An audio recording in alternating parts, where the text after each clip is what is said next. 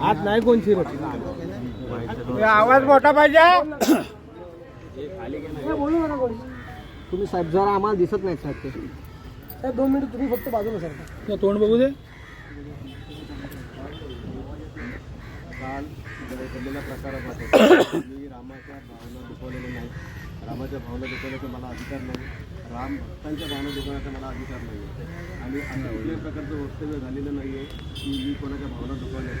आणि जर का त्यातून कोणाला भावना दुखवण्याचं वाटलं असेल तर मला वाटत असेल त्यातून पण आमच्या भावना दुखवण्याचं.